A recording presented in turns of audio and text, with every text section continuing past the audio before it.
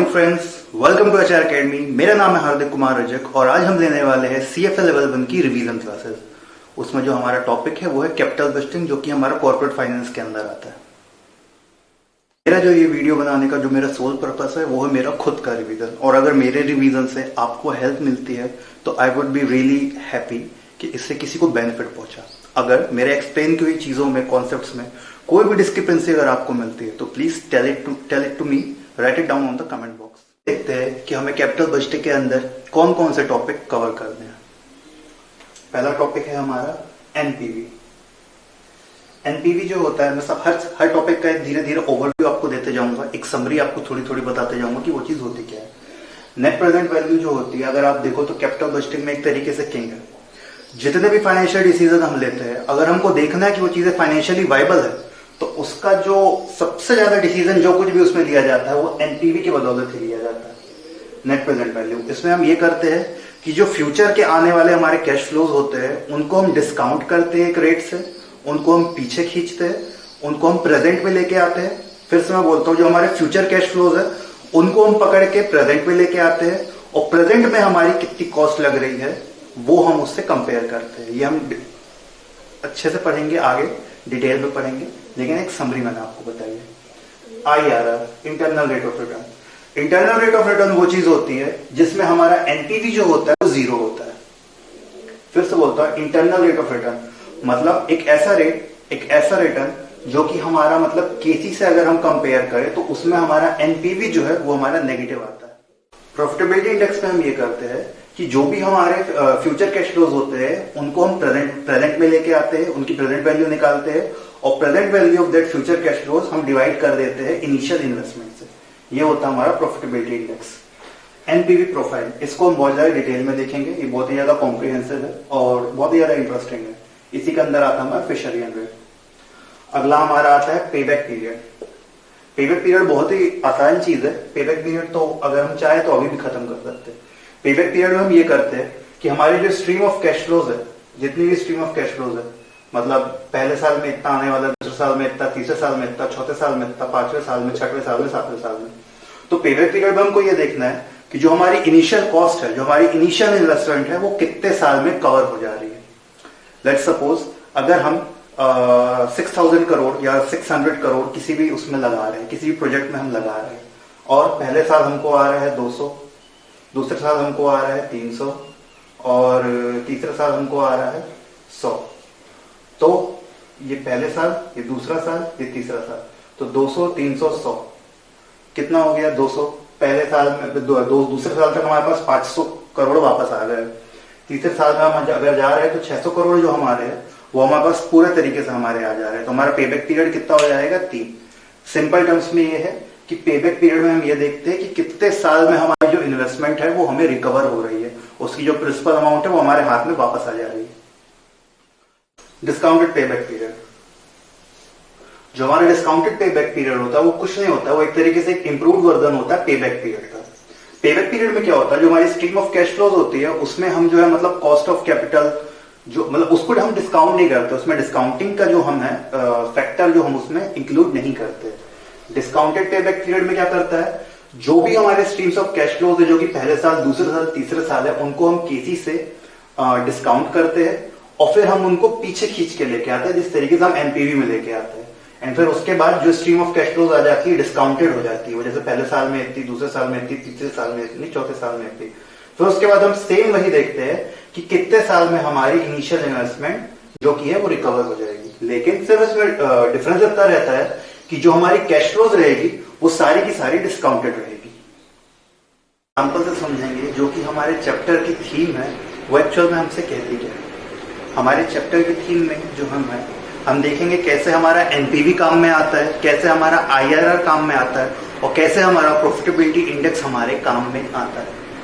उसके लिए हमें एक स्ट्रक्चर समझना पड़ेगा कि जैसे ये हमारा एक प्रोजेक्ट है, मान लीजिए आप कोई फाइनेंस मैनेजर है और ये आपके सामने प्रोजेक्ट है, तो आप कैसे इस प्रोजेक्ट को सेलेक्ट करोगे। ये जो प्रोजेक्ट है हमारा, इसमें इनिशियली हमारे 600 करोड़ जाएंगे, और पहले साल में हमारे पास आएगा 100 करोड़, दूसरे साल में हमारे पास आएगा 250 करोड़, तीसरे साल में हमारे पास आएगा 400, और चौथे साल में हमारे पास आएगा 300।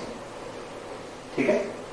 अगर कोई भी जो कि अगर फाइनेंस बैकग्राउंड का नहीं है तो ये बोलेगा कि आप सीधे इसको प्लस कर रहे हो, तो ये तो 4 5 6 7 यही 700 करोड़ आ गया। तो सिंपल जो है हमको इसको मान लेना चाहिए, जो कि सही है।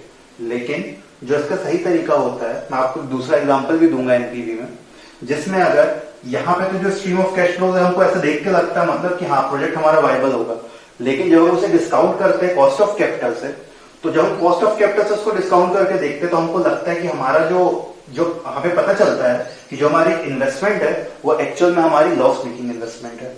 क्योंकि फ्यूचर में क्या है, फ्यूचर में जो है हमारा इन्फ्लेशन बढ़ता जा रहा है, हमारा कॉस्ट ऑफ कैपिटल है जो वो बढ़ता जा रहा है, इसके कारण जो हमें लॉस होता है। तो अभी पहला स्टेप जो है हम इस पे ये समझेंगे कि हमारी कॉस्ट ऑफ कैपिटल क्या होती है और उसको हमको कैसे निकालने का।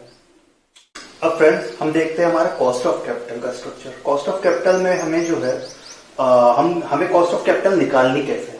पहली चीज तो ये हमें इसका स्ट्रक्चर समझना पड़ेगा कि जो हम 600 करोड़ जो है हमें इसकी फंडिंग कैसे करनी है। तो जो हमारा मैनेजर है या जो हमारे कंपनी है उसने क्या किया है, 400 करोड़ की डेट ली है 15% के रेट पे और 200 करोड़ उसने इक्विटी से उठाया है।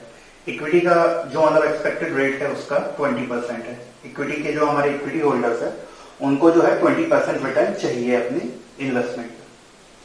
तो अगर हम WACC अगर हम निकाले तो उसके पहले तो जो है हमें ये देखना पड़ेगा, ये मैं एक्सपेक्ट कर रहा हूं कि आपके पास पता होगी कि जो हमारा डेट का परसेंटेज होता है, जो हमारा डेट होता है उसमें हमें टैक्स ब्रैकेट में टैक्स शील्ड मिलती है एक तरीके से।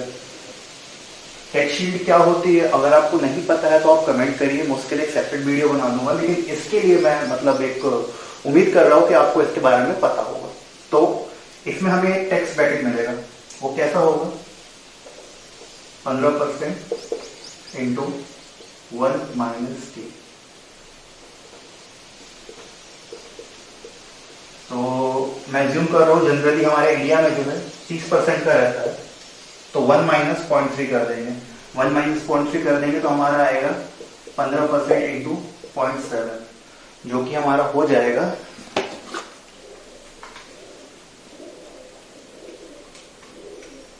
10.5%।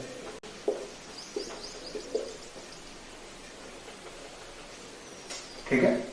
जब भी हम कॉस्ट ऑफ डेट हम निकालते हैं तो उससे हम जो हमारा परसेंटेज होता है उससे हम इंटू 1 माइनस टी कर देते हैं। वो क्यों, अगर आपको जानना है तो आप कमेंट बॉक्स में लिखिए, मैं उसके लिए एक सेपरेट वीडियो बना दूंगा। अगला जो हमारा 15 इंटू 1 माइनस 3 अगर हम करेंगे तो 15 इंटू 0.7 हमारा 10.5 आ रहा है। 10.5 क्या है हमारा डेट की कॉस्ट ऑफ कैपिटल।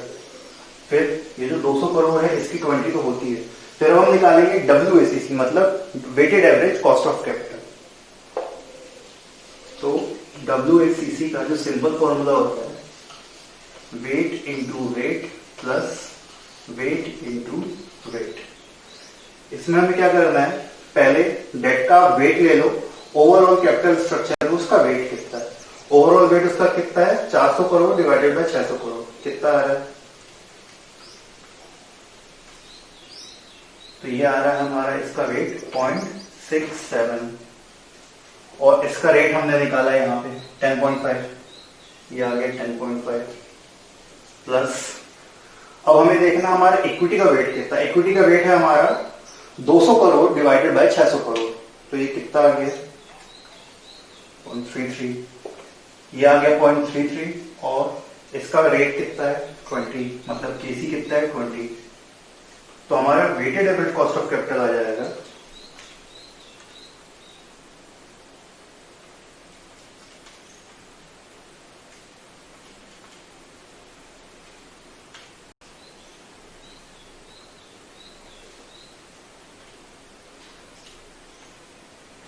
13.6% जो है हमारा केसी कॉस्ट ऑफ कैपिटल।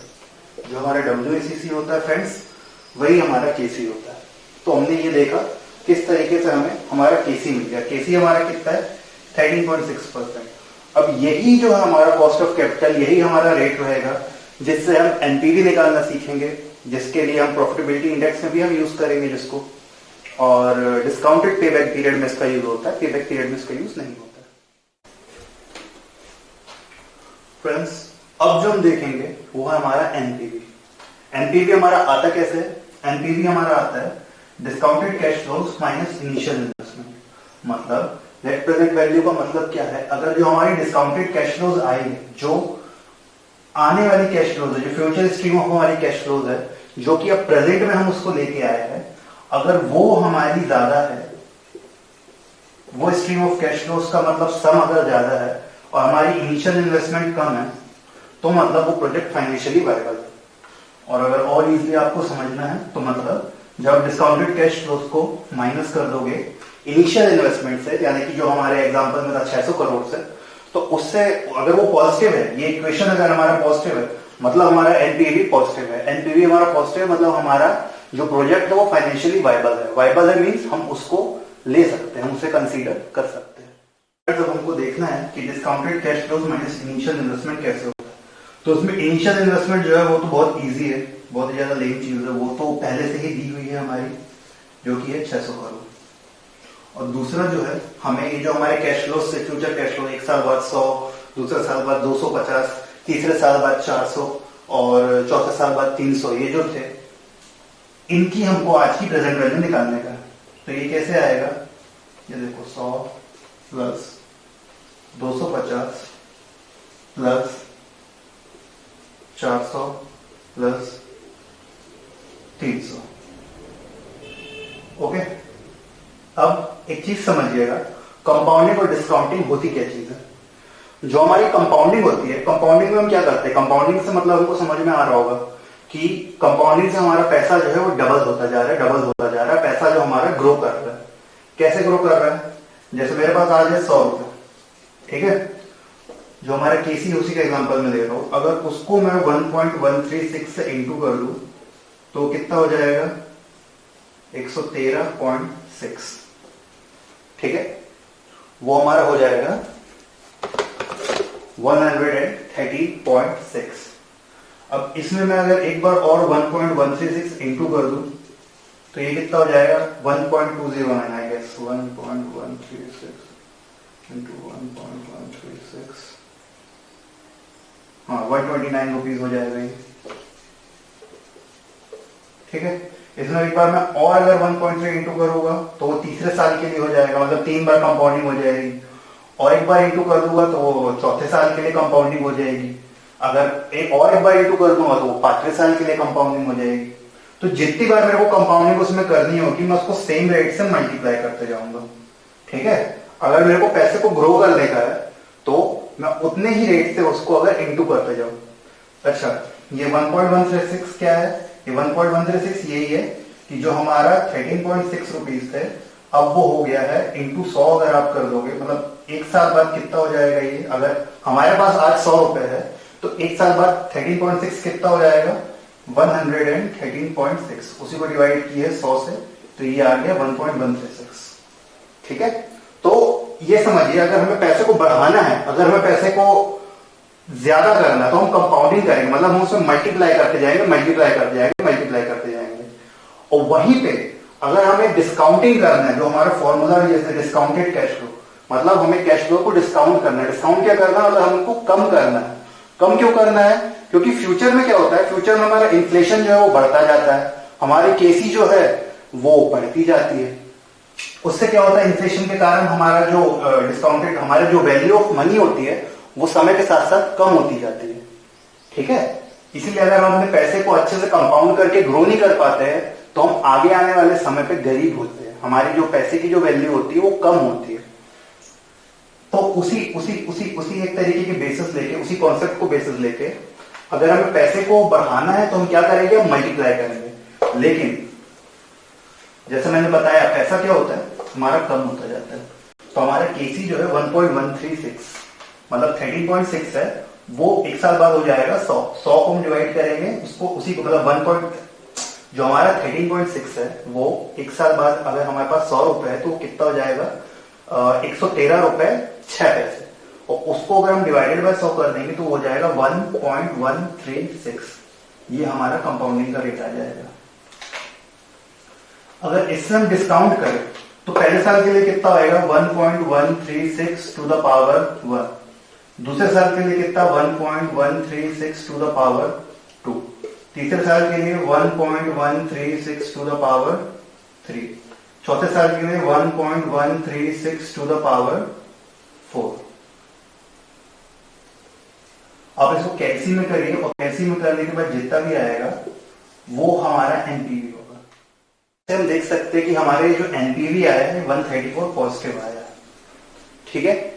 और भी एक इजी तरीका होता है जो कि फाइनेंशियल कैलकुलेटर में दिया होता है, मैं एक बार स्टेप आपको बता देता हूं। उसमें हमें क्या करना है, CF सेकेंड सी, ओके। पहले हमको क्या करना है, जो हमारा इनिशियल इन्वेस्टमेंट है, पहला हमारा CFO दिखाएगा आपको, उसमें हमें डालना है 600 प्लस माइनस जो भी हो जाएगा नेगेटिव, मतलब 600 इनिशियल इन्वेस्टमेंट हमारी गई, उसको हमने किया एंटर। अब CO1 में हमारा क्या आया 100, उसे हमने किया प्लस, F आएगा उसे हमें छोड़ देना, आगे बढ़ना है। CO2 में हमारा आएगा 250, उसे हम करेंगे एंटर। फिर CO3 में हमारा आया 400, हमने किया उसको एंटर। और CO4 में हमारा आया 300, हमने उसे किया एंटर। हम क्लिक करेंगे एनपीवी, एनपीवी वो हमसे पूछेगा किस आई, मतलब पूछेगा आई मतलब किस रेट से हमें डिस्काउंट करना है, किस रेट से हमें डिस्काउंट करना है 13.6 के रेट से, तो हम डाल देंगे उसमें 13.6 एंटर। नीचे डाउन करेंगे, फिर कंप्यूट, तो हमारा एनपीवी आ जाएगा 134 पॉजिटिव, जो कि ये है। इसका इंटरप्रिटेशन आप अगर करना चाहोगे तो इसका इंटरप्रिटेशन ये है कि हमारा जो प्रोजेक्ट है वो वायबल इसलिए है क्योंकि जब हमने उसको फ्यूचर के कैश फ्लोस को डिस्काउंट करके आज की वैल्यू पे भी लेके आया, तो हमें आज की वैल्यू में जो फायदा हो रहा है उस प्रोजेक्ट से वो है 134 करोड़ का, इसलिए प्रोजेक्ट जो है वो वायबल है। यही हमारा होता है, वो होता है एनपीवी। अब हम देखेंगे IRR क्या होता है। IRR हमारा ऐसा रेट होता है जहां पे हमारा एनपीवी 0 होता है। बिल्कुल सिंपल, अगर बिल्कुल सिंपल आपको समझना है उसको, तो आप IRR को ऐसे समझो कि इंटरनल रेट ऑफ रिटर्न एक ऐसा रेट होता है जहां पे हमारा एनपीवी 0 हो जाता है। और अच्छे से अगर आपको समझना है, जहां पे IRR एक ऐसा रेट होता है जहां पे हमारी initial investment is equal to all the discounted cash flow हो जाएगी, मतलब जो हमारे डिस्काउंटेड कैश फ्लो है वो इक्वल टू हो जाएगी हमारी इनिशियल इन्वेस्टमेंट, ठीक है। और अगर आपको इसको इंडेक्स समझना है तो आप ऐसे समझो कि जो हमारी फ्यूचर कैश फ्लो है हम उसको किसी एक ऐसे रेट से डिवाइड करें, किसी एक ऐसे रेट से डिवाइड करें जो कि बिल्कुल इक्वल टू हमारे इनिशियल इन्वेस्टमेंट के बराबर आ जाए, तो क्या होगा हमारा इंटरनल रेट ऑफ रिटर्न। तो यही आर आप देख रहे हो, ये वेरिएबल मैंने आर ऐसे ही रखा है। तो अगर आप इसको इसमें से सॉल्व कर दो ना तो आ जाएगा आपका इंटरनल रेट ऑफ रिटर्न। लेकिन इसका भी एक बहुत अच्छा शॉर्टकट है जो कि हमको एग्जाम में करने को मिलता है हमारे फाइनेंशियल कैलकुलेटर से।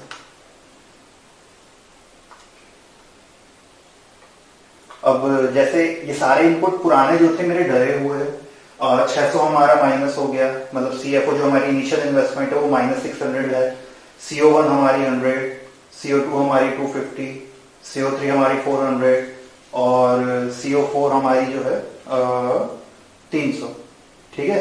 तो हमें कुछ नहीं करना हमारे फाइनेंशियल कैलकुलेटर से, इसको हमको पुट कर देना, मतलब सिर्फ दबाने का है IRR की बटन, IRR आया तो उसके बाद हमको दबाना है कंप्यूट। तो इसका जो हमारा इंटरनल रेट ऑफ रिटर्न जो आ रहा है वो हमारा 22.4% का आ रहा है।